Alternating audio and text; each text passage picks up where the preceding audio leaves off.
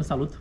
Bine ne-am regăsit la o nouă rețetă. Astăzi vom prepara brânzat de burduf cu mămăligă în modul preferat de mine. Prima dată vom toca niște cărnați cabanoși. Cred că sunt cei mai apreciați cărnați pe care îi puteți cumpăra. Eu i-am luat din comerț, nu-i fac eu. Și haideți să ne apucăm de rețetă. Să-i rupem întâi. Puteți folosi și alți cărnați și cărnați de casă, dar astăzi vreau să folosesc acești cabanoși. Trebuie să-l și degustăm. Sunt foarte buni.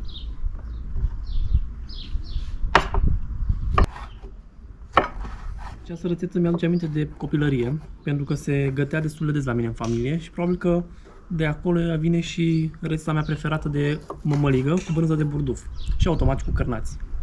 Am terminat de tocat cărnații. Acum îi vom prăji maxim 3-4 minute, doar cât să le schimbăm un pic culoarea. După aceea urmează să prăjim și niște ouă.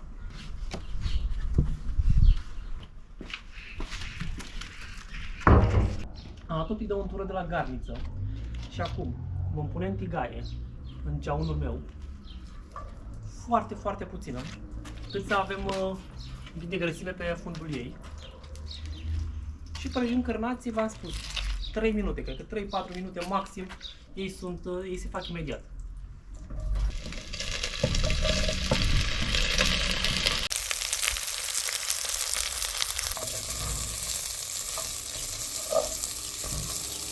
Cărnații sunt gata, îi vom lua de pe foc și urmează să facem 8-9 ochi pentru rețeta noastră. Cam așa trebuie să arate cărnații.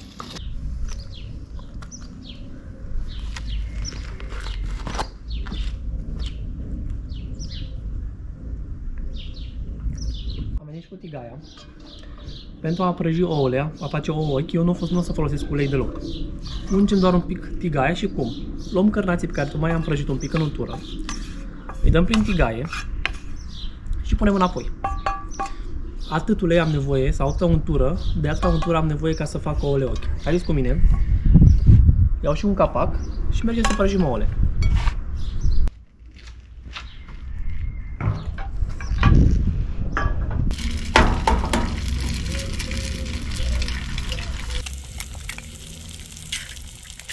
După ce am spart ouăle, un mic secret, ca să nu prăjiți ouăle în foarte mult ulei, punem un pic de apă și punem capacul. Ouăle o să facă și în interior și deasupra, fără să folosiți foarte mult ulei. Doar să le verificați, să le lăsați cât doriți dumneavoastră. Eu așa prepar ouăle, fără să le scufund în untură sau ulei, deoarece pierdem tot gustul oului. O să avem gust numai de prăjeală. Priviți cum ouăle noastre s-au făcut. Dacă doriți să le faceți mai tari, le puteți lăsa un pic mai mult. Dacă mai e nevoie de apă, mai puneți un pic de apă și vă lăsați capacul încă 2-3 minute. Eu le voi lua acum. Și a doua serie de ouă. Uitați cât de frumos poate să arate ouăle făcute fără ulei. Am scoate cărnații, pentru că urmează să facem mămăligă în acest ceaun.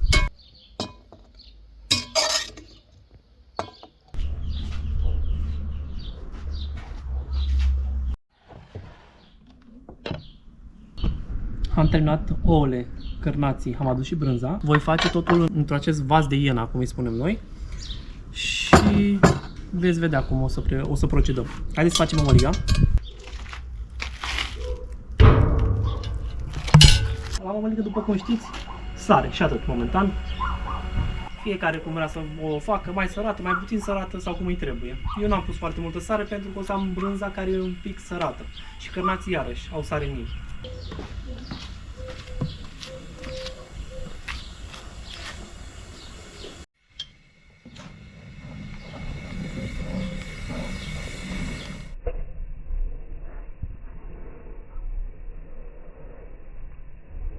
Mămăliga noastră e gata.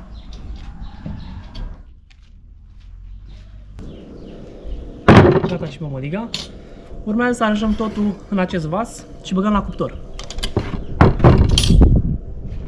Primul strat o să fie de mămăligă. O punem și o întindem bine. Să nu puneți stratul foarte gros de mămăligă.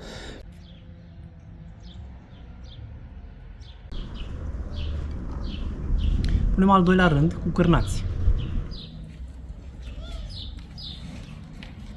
Și urmează brânza de burduf. Nu o radem pentru că ea se sfărâmă foarte tare. Pur și simplu o rupem în bucăți mici și punem peste cârnați.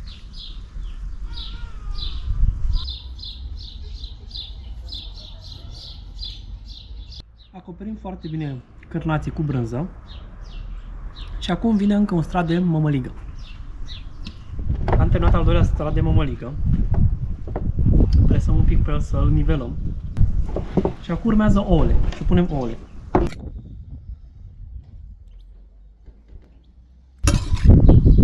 Aranjăm ouăle și acum venim cu ultimul strat de brânză de burduf.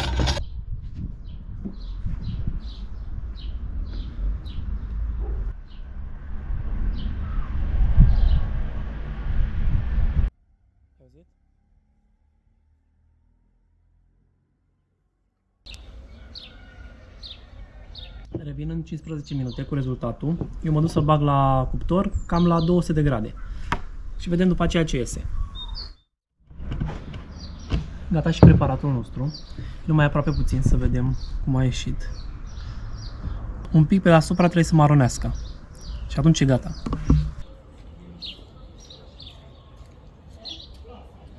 Tăiem din ea și să o încercăm.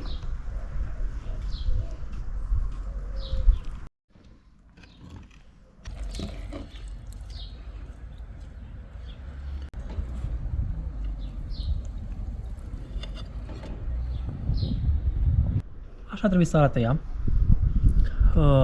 Ca să vedeți dacă e gata, brânza de la interior și brânza de la suprafață trebuie să întindă.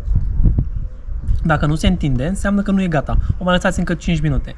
Dacă ea face aceste firișoare, deja a început să răcească la mine, înseamnă că e gata, puteți să o serviți. O lăsați un pic să răcească și e perfectă. Aceasta a fost rețeta de astăzi. Brânza de burduf, foarte important, trebuie să fie proaspătă și de la un cioban. Ouăle de care doriți dumneavoastră, cârnații, eu am folosit cârnați cabanoși, puteți să folosiți și de casă, dar astăzi de aceștia am avut eu poftă. Abia aștept să o degust și nu numai eu, suntem mai mulți aici și așteptăm să mâncăm. Eu vă aștept și la următoarea rețetă.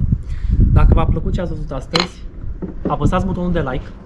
Abonați-vă la canal pentru că urmează perioada cu sărbătorile pascale și vor fi multe rețete foarte gustoase, foarte simple de făcut și pentru toată lumea.